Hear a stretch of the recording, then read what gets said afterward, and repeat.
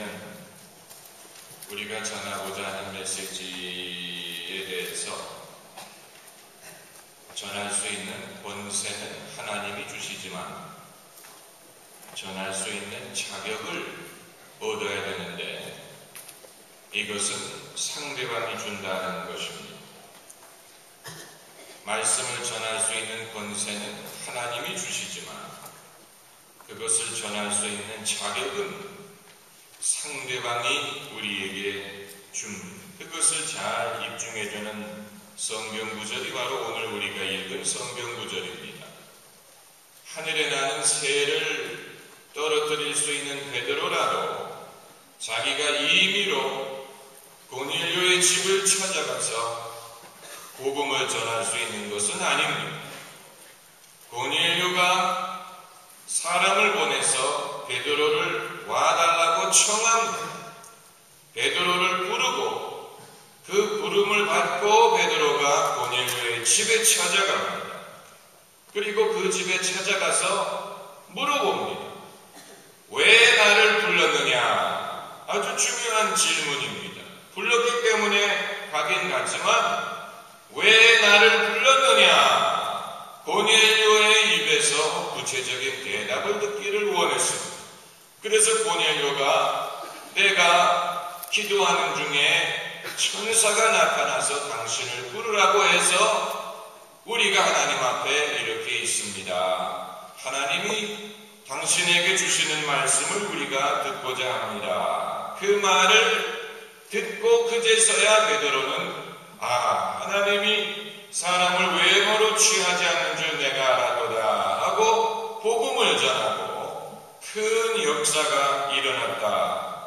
이것이 바로 오늘 성경 말씀이 우리에게 주는 메시지입니다. 제가 신앙생활을 한 지는 30년이 되고 또 목회자의 길에 선 지 이제 20년이 되는데 제가 생각을 해보면 애초부터 잘못 배운 것이 있었습니다. 이것은 누가 저에게 강요한 것은 아닙니다. 그러나 우리가 신앙생활을 하다 보면 은연중에 스며드는 것이 있습니다. 그것이 상당히 의외로 많습니다. 누가 구체적으로 그것을 가르치는 것은 아니지만 은연중에 우리가 배우는 것들이 많이 있지요. 제가 그런 식으로 배운 것 중에 하나가 뭐냐면 복음은 무대뽀로 사람이 듣고 싶어 하든지 안 듣고 싶어 하든지 억지로라도 전해야 된다. 이런 철학이었어요. 아마 여러분도 들으셨을 것입니다. 그게 바로 길거리에서 예수 천당, 불신 지옥 이런 외치는 식의 전도 철학입니다. 그 방법에 대해서 제가 뭐라고 말하지 않습니다. 그러나 그 철학에 대해서는 우리가 제거할 여지가 있다고 봅니다. 그리고 그런 식으로 전도하지 않는 것이 믿음이 부족한 것이고 용기가 없는 것이고 열심히 부족한 것이다. 이런 식으로 저는 생각을 했습니다. 그래서 한편으로는 그게 도전이 되고 또 한편으로는 제가 그렇게 하지 못하는 것에 대해서 죄의식을 느꼈습니다. 아마 여러분 중에도 그런 분이 계실지 모르겠습니다. 그러나 제가 지난 20년, 30년 동안 신앙생활을 하고 목회 활동을 하면서 깨닫는 것은 신앙은 그런 식으로 전할 수 있는 것이 아니라는 사실. 그런 식으로 전하는 것은 반칙이에요. 규칙을 어기는 것이고 상대방의 인격을 무시하는 것이고 진지한 주제를 선전 내지는 구호로 전락시키는 것입니다. 여러분, 우리가 시장터에서 그런 식으로 물건을 팔 수는 있습니다. 그러나 신앙은 물건을 사는 것과는 다른 것입니다. 물건은 사고 소비하면 끝이지만 신앙은 우리가 일평생 간직해야 되는 것입니다. 죽을 때까지 지켜야 되는 것이 신앙입니다. 신앙은 우리 인생 전부에 대한 것입니다. 인생과 죽음과 삶의 목적과 의미와 내세와 영혼과 구원과 죄사함에 대한 어떻게 보면 가장 무겁고 가장 귀중하고 어려운 그런 일, 이것을 길거리에서 물건 파는 식으로 전한다고 그것이 전해지지도 않거니와, 그리고 사람이 그런 식으로 자기 인생의 가장 중요한 것을 그런 식으로 얻고자 하는 사람은 별로 없을 것입니다. 여러분 중에 아직 미혼으로서 배필을 찾는 분이 계시다면 여러분 인생의 배필을 만나는 일이 가장 귀중하고 아름답고 또 일평생 기억에 남을 만한 그런 스페셜한 것이 되기를 원하지, 그렇지 않습니까? 신앙은 이것보다도 더 귀중한 것입니다. 어떤 사람이 코카콜라가 예수님보다도 더 유명하다, 이게 어찌된 명분이냐, 어떻게 코카콜라보다 예수님이 덜 알려질 수 있느냐, 이런 식으로 말하는 사람을 들었는데, 여러분, 비교할 것을 비교해야지. 어떻게 예수님을 코카콜라에 비교해서, 당연히 코카콜라가 더 많이 알려졌지요. 왜냐하면 코카콜라는 결단을 요구하지 않습니다.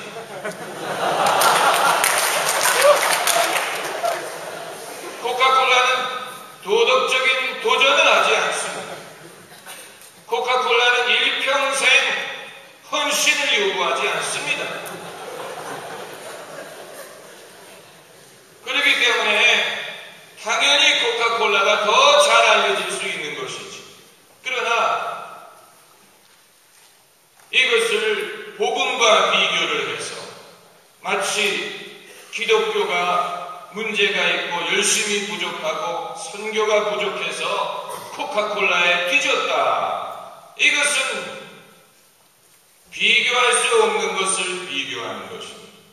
우리는 그런 식으로 어떤 선교의 전략이라든가 선교의 철학을 말할 수 있는 것은 아니지요.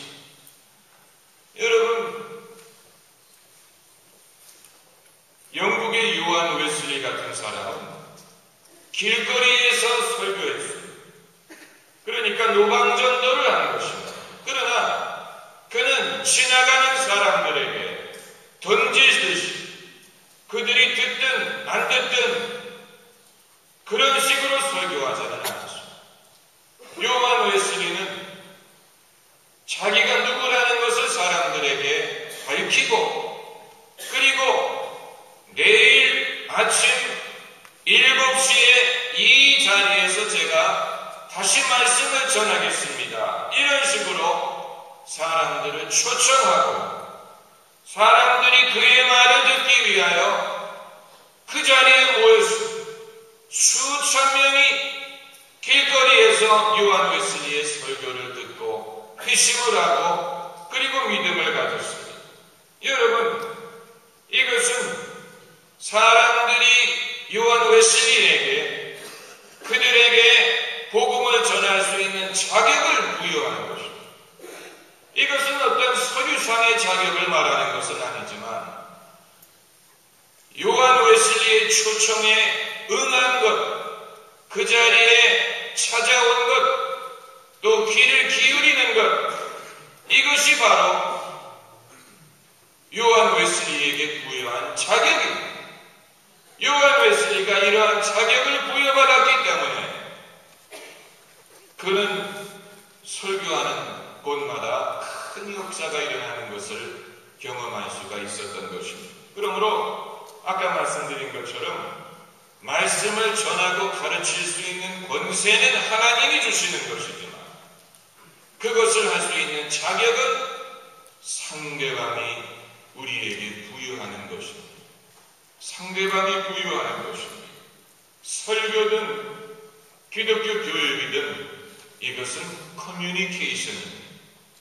커뮤니케이션은 쌍방 의사소통입니다. 제가 오늘 여기에서 가운을 입고, 사실 저는 오늘 장신대로 오면서 아무리 생각해도 가운을 입힐 것 같은 그런 예감이 들었어요. 그런데 왔더니 아니나 다를까 교수님이 가운을 입어야 된다고. 그래서 저도 저희 교회에서 가운을 입습니다. 그러나 예배를 인도하는 부목사님도 입어요. 그런데 오늘은 보니까 저 혼자 입었어요. 저는 그래서 목사가 혼자 못을 부리는 것처럼 보이는 것은 좀 부담스럽게 생각합니다. 못을 부릴 때는 같이 부려야지 그게 못이지. 입으려면 다 같이 입든가, 안 입으려면 다 안 입든가. 여러분, 사실 이 가운이라는 것은 그 교회에서도 있지만 영국의 옥스퍼드 대학이나 케임브리지 대학에서는 학생들도 가운을 입습니다. 그게 그들의 전통입니다. 그러니까 교수님도 가운을 입고 학생도 가운을 입을 때는 서로 못을 내는 거니까 부담이 없는데, 오늘은 저만 그렇게. 그리고 사실 흰색은 저한테 안 어울립니다.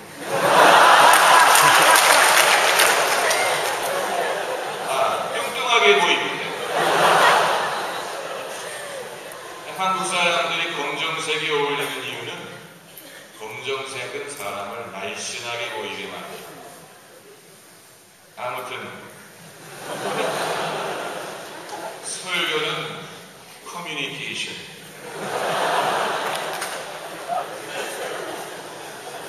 다시 말하면 회중도 반응을 한다는 얘기입니다. 이 쌍방 커뮤니케이션. 그렇기 때문에 어떤 방법으로든지 회중은 반응을 하게 되어 있습니다. 그것을 감지할 수 있습니다. 설교를 하거나 가르쳐 본 분은 그걸 당장 느끼실 것입니다. 그 대상이 어린아이든 어른이든 당장 감지할 수 있습니다. 지루해하는지, 이해를 하는지 못하는지, 좋아하는지 싫어하는지, 마음을 열고 있는지 닫고 있는지, 그걸 당장 느낍니다. 그걸 그 사람의 바디 랭귀지로도 알 수 있지만 그것보다는 심리적이고 영적인 그런 반응을 느낍니다. 그렇기 때문에 상대방이 못 알아듣는다든가 아니면 거부하는 상황에서는 아무리 천사의 말을 한다고 하더라도 별로 소득을 얻을 수가 없지. 이 커뮤니케이션이, 그렇기 때문에 상대방이 나에게 가르쳐달라, 뭔가 나에게 말해달라, 이런 암묵적이라고 그런 허락 내지는 청원이 있을 때 그때 비로소 역사가 일어날 수가 있고, 소위 은혜를 받는다는 것은 바로 그런 상황에서 일어날 수가 있는 것입니다. 저희 아이가 지금 초등학교 6학년인데 당연히 초등학교지요. 6학년이 또 중학교 6학년이 있으니까 4학년이나 5학년 이후부터는 당연히 초등학교입니다. 아무튼 이 아이가 초등학교 6학년인데 아기일 때부터 지 애비가 목사라는 것을 알고, 제가 먼저 시작을 했는지 저희 아이가 시작을 했는지는 모르지만 아기였을 때부터 자기 전에 성경 얘기를 하게 됐습니다. 그것도 참 대단한 일입니다.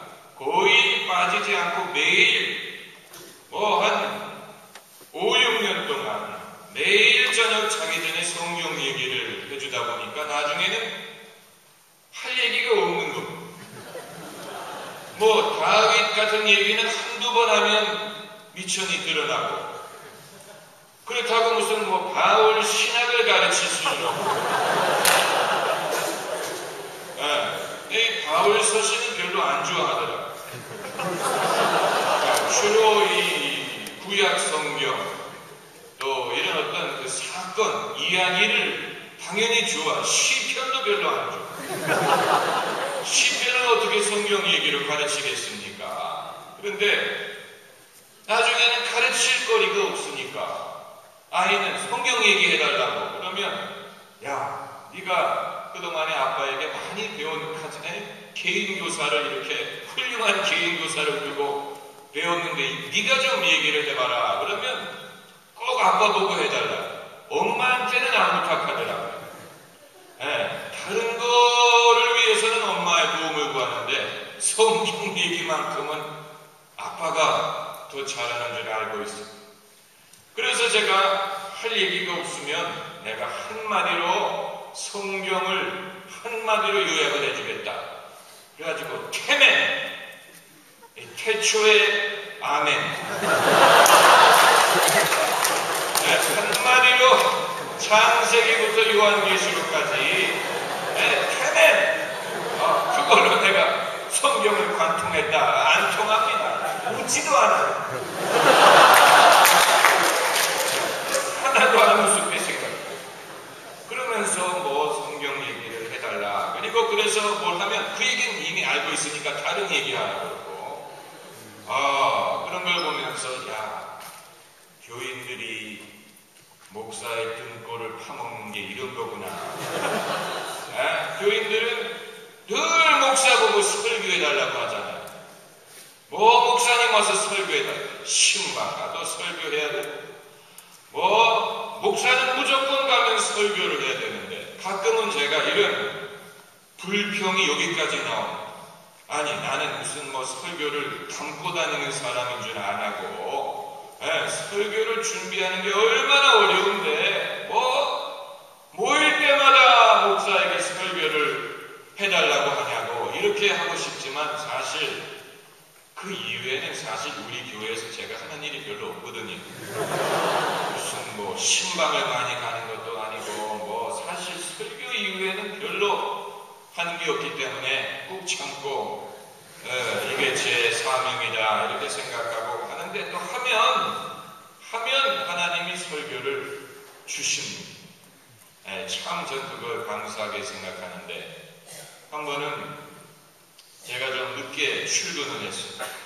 그 교회 주차장에 차를 대려고 주차장으로 들어가는데 보니까 차들이 많이 있더라고요. 그래서 오늘 교회 무슨 행사가 있나 생각해 보니까 권사 원례회가 모이는 날, 제가 설교를 맡았어요. 그거 제가 잊어버리고 있다가 주차장에 들어가면서 깨달았어요. 그런데 권사 원례회가 1시인데 제가 차를 댄 시간이 1시 2분이.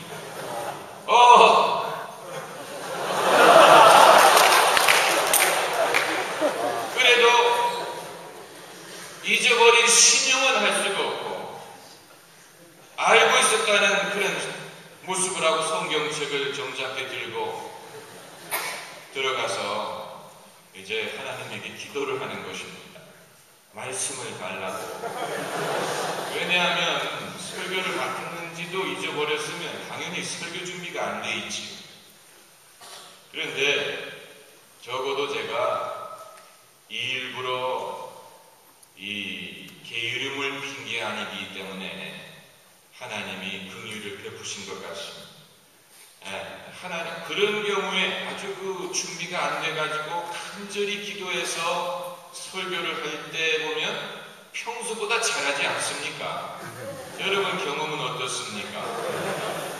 설교를 준비를 많이 해가지고 뭐 일주일 전에 준비를 해가지고 달달 외워가지고 가는 것보다는 설교가 전혀 준비가 안 돼가지고 마지막 순간에 막 애 태우고 뭐 성령님 뭐 도와달라고 뭐 이렇게 해가지고 설교를 하는 게 훨씬 더 현장성이 있고 또 막 이 쪄낸 찐빵처럼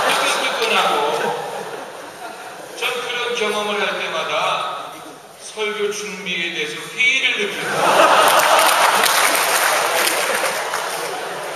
아니 도대체 내가 왜 이렇게 쉬운 방법이 있는데 그걸 놔두고 왜 내가 그렇게 힘들게 설교 준비를 할까? 그런데 그렇다고 안 하면 그때는 그야말로 죽습니다. 하나님을 우리가 시험할 수 없습니다. 우리는 우리의 최선을 다하고 충성을 다하고 그리고 하나님의 도움을 구하는 것이지, 우리는 할 일을 하나도 안 하고 예수님 말씀을 인용해 가면서 누가 너희를 재판장에 끌고 가거든 할 말을 미리 염려하지 말라, 이런 구절 같은 거 인용하면서 미리 염려하지 말라고 했으니까 그건 재판장에 끌려갔을 때 얘기죠. 설교하러 갈 때 그렇게 하라고 예수님 말씀하지 않았습니다. 그건 누가 너를 고소해서 끌고 갈 때 그때는 할 말을 염려하지 말라고 말씀하셨지, 설교를 미리 준비하지 말라고 말씀하시지는 않았습니다. 그래서 제가 말씀드리고자 하는 것은 어린아이라도 적어도 하나님의 말씀은 강요할 수가 없더라는 것입니다. 듣고 싶어 하고 듣겠다고 하고 알고자 하고 서로 비록 부자지간이지만 그 어린아이라도 거기에 대해서 뭔가 듣고자 하고 그럴 때에 의미 있는 의사소통이 이루어지고 그것을 통해서 저는 믿음이 생기기를 바라는 것입니다. 최근에는 저희 아이가 이 진화론에 대해서 의문을 갖고 있는 것 같아요. 그래서 이 소년부 맡으신 전도사님에게 창세기가 과학적으로 증명이 안 되지 않느냐 이런 시건방진 얘기를 한다고 하는데 저는 기회를 기다리고 있습니다. 왜냐하면 저도 사실 창조론을 100% 증명할 수는 없어요. 여기에 이런 증거가 있지 않느냐, 자 봐라, 이제 믿어라, 이렇게 하기는 저도 지식이 부족하고, 그러나 저는 창조론을 믿거든. 그리고 진화론에 대해서 전혀 염려하지 않아요. 그러니까 이건 제가 정보를 그만큼 많이 알고 있어서가 아니고 믿을 만한 충분한 증거가 있기 때문이라고 저는 보는 것입니다. 믿을 만한 증거가 충분하면 설사 다른 의문이 남아있더라도 우리는 얼마든지 믿을 수가 있습니다. 그것을 바라는 것이죠. 며칠 전에 보니까 저희 아이가 화장실에서 이 일을 보면서 나 창조된 거 맞아 라는 책을 읽더라고요. 그래서 쟤도 비록 이 일을 보는 중에라도 고민을 하고 있구나 이렇게 생각을 했는데, 여러분은 창조론이든 복음이든 하나님의 존재든 이것을 어떻게 확신하게 되십니까? 이게 단숨에 되는 건 아니지. 단숨에 이런 믿음에 이른 사람은 없습니다. 그럼 나머지 시간은 뭐 합니까? 안 그렇습니까? 우리가 단숨에 은혜를 받고 단숨에 모든 해답을 얻고 단숨에 모든 것을 깨달을 수 있다면 나머지 시간은 뭐하라는 얘기입니까? 하나님도 마찬가지입니다. 저기 불 들어오는 게 이제 정리하라는 얘기죠. 그래서 이 베드로가 고넬료의 집에 가게 된 것을 우리는 사회학적으로 설명할 수가 없고 마케팅 이론으로 설명할 수 없고 교회 성장론으로 설명할 수 없습니다. 한 가지 분명한 것은 하나님의 역사든 환상이든 천사든 간에 기대하지 않던 사람이 기대하지 않던 시간에 기대하지 않던 방법으로 복음을 듣고자 했다는 사실, 우리가 기대하고 전도하려고 애쓴 사람은 아직도 마음을 닫고 있는데, 내가 한 번도 만난 적이 없고 알지 못했던 사람이 알지 못했던 때에 하나님에 대해서 알고자 하고 복음을 듣고자 하는 사람들이 분명히 세상에는 있습니다. 그리고 그런 사람들은 우리가 생각하는 것보다 많습니다. 그런 사람들은 많습니다. 예수님은 죄인을 위해서 오셨습니다. 그리고 세상에는 죄인들이 많아요. 세상에는 많은 것은 죄인밖에 없습니다. 그렇기 때문에 주님을 필요로 하는 사람들은 얼마든지 있습니다. 그리고 우리가 준비하고 기도하고 기다리면 하나님께서는 그런 사람들을 우리에게 붙여주십니다. 고넬료를 베드로에게 붙여주시고 에디오피아 내시를 빌립에게 붙여주신 것처럼 하나님께서 사람들을 붙여주십니다. 그 사람들이 바로 우리가 하나님의 말씀을 가르칠 수 있는 자격을 우리에게 부여하는 사람이고, 앞으로 여러분이 이런 일을 많이 경험하셔서 만민에게 복음을 전하시길 바랍니다. 기도하십시오. 전능하시고 자비로우신 하나님, 추수할 곡식은 많으나 일꾼이 적다고 하셨으니 저희를 추수밭으로 보내주시고 추수의 일꾼으로 준비하게 하시고 베드로처럼 빌립처럼 준비된 일꾼이 되어 누가 부르든 어디에서 부르든 주님의 복음을 들고 가게 하시며 하나님이 함께 역사하시는 것을 경험하게 하옵소서. 예수님의 이름으로 기도하옵나이다.